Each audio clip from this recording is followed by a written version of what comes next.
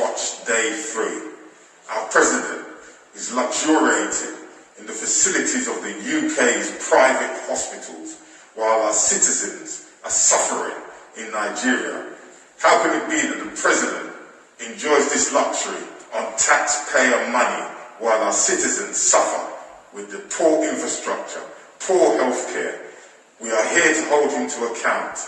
Buhari must go. Close as you can. Here as you can. We are here in the UK on Buhari Watch Day 3. Our president is luxuriating in the facilities of the UK's private hospitals while our citizens are suffering in Nigeria. How can it be that the president enjoys this luxury on taxpayer money while our citizens suffer with the poor infrastructure, poor healthcare? We are here to hold him to account. Buhari must go. Close as you can.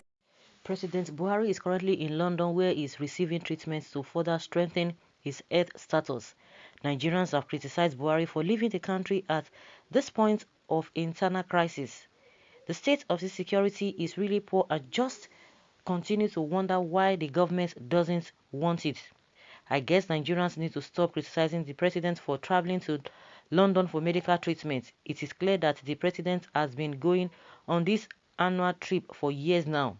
There is no necessity requiring Nigerians to criticize the Buhari at this point.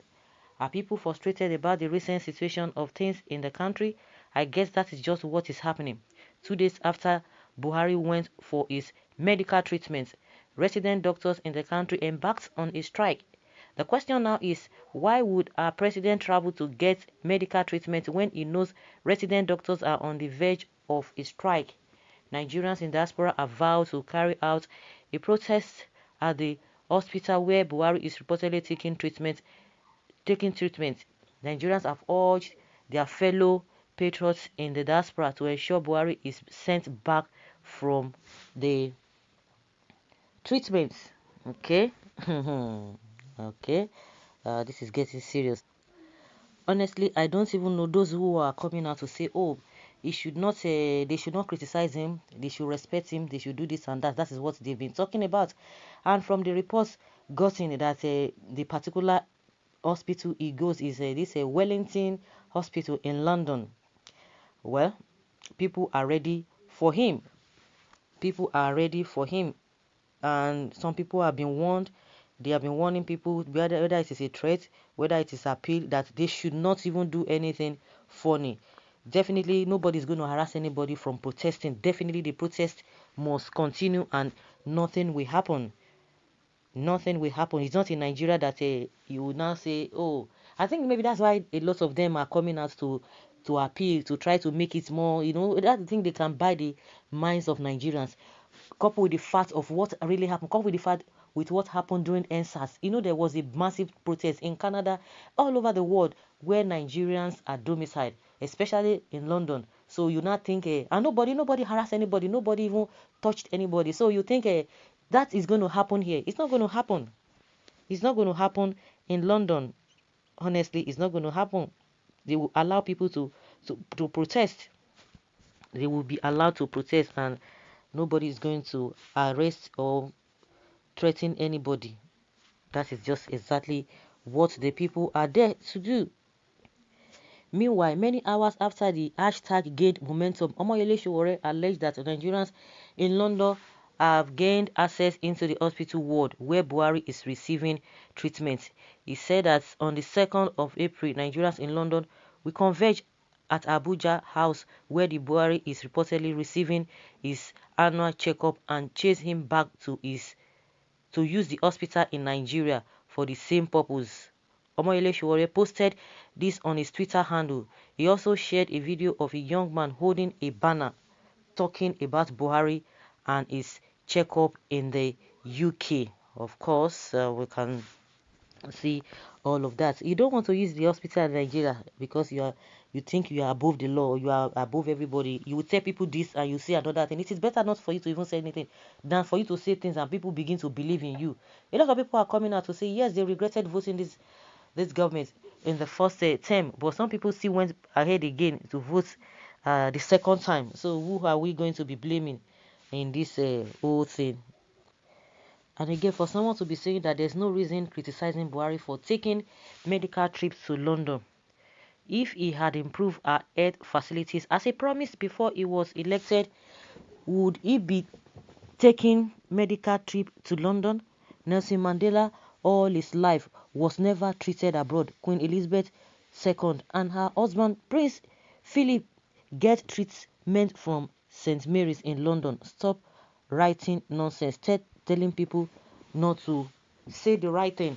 The simple truth is that no president in the history of the country improved the health sector. Why should all the blame be on Buhari? We all know he hasn't been a good president in the last 5 years. However, criticizing him for traveling to get treatment is unfair. Why will it be unfair? All the past leaders, past administrations, they didn't do well. And this man came and deceived everybody that he's going to do better, told everybody the problems the Nigerians are facing. Then why would you come and do the same thing?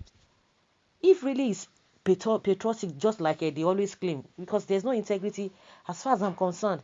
There's no integrity anywhere.